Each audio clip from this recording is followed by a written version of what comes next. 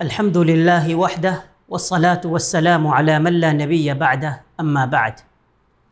قرآن مجید میں اللہ جل شانہ ارشاد فرماتے ہیں، یا ایہا الذین آمنوا استعینوا بالصبر والصلاة ان اللہ مع الصابرین۔ اے ایمان والو، صبر اور نماز کے ذریعے اللہ کی مدد تلاش کرو، اللہ تعالیٰ صبر کرنے والوں کے ساتھ ہے۔ ناظرین اکرام، روزہ اور صبر کا آپس میں گہرا تعلق ہے۔ صبر کا معنی ہے کہ آدمی اپنے نفس کو روکے۔ صبر کی 3 قسمیں ہیں۔ سب سے پہلی قسم اللہ کے اطاعت پر صبر کرنا۔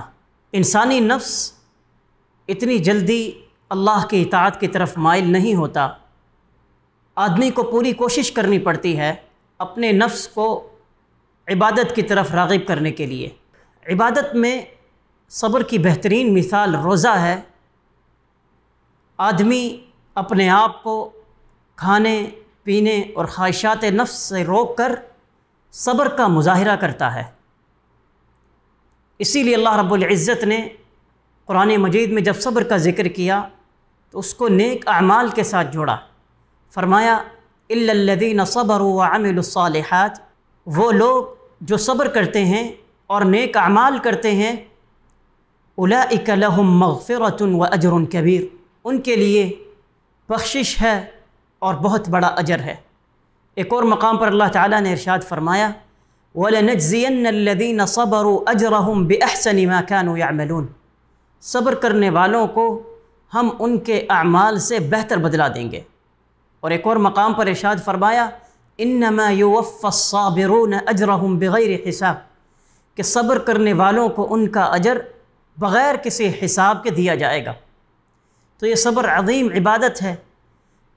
انسان کو پوری کوشش کرنی چاہیے کہ جب اللہ کی عبادت کر رہا ہو، اللہ کی فرما برداری کر رہا ہو، اس کے احکامات کی پیروی کر رہا ہو، تو اس عبادت پر وہ صبر کرے اور اللہ سے اجر و ثواب کی امید رکھے۔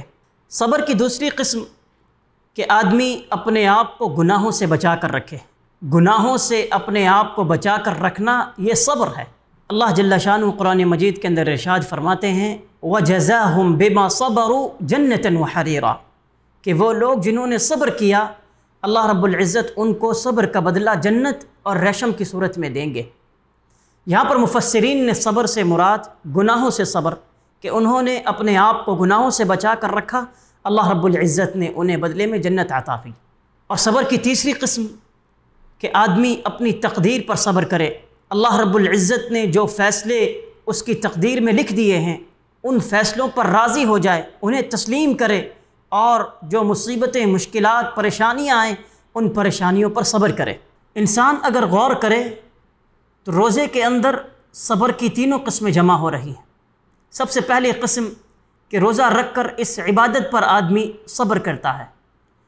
دوسری قسم کہ روزے میں انسان اپنے آپ کو گناہوں سے، اللہ کی نافرمانی سے دور رکھتا ہے، اور تیسری قسم کہ روزے کی وجہ سے پیدا ہونے والی مشکل یا پریشانی، وہ بھوک کی صورت میں ہو، پیاس کی صورت میں ہو، آدمی اس پر صبر کرتا ہے۔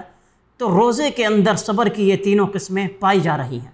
رسول اکرم صلی اللہ علیہ وسلم نے ارشاد فرمایا عجبا لامر المؤمن، کہ مؤمن کا ہر معاملہ عجیب ہے، اس کے ہر کام میں بھلائی ہے۔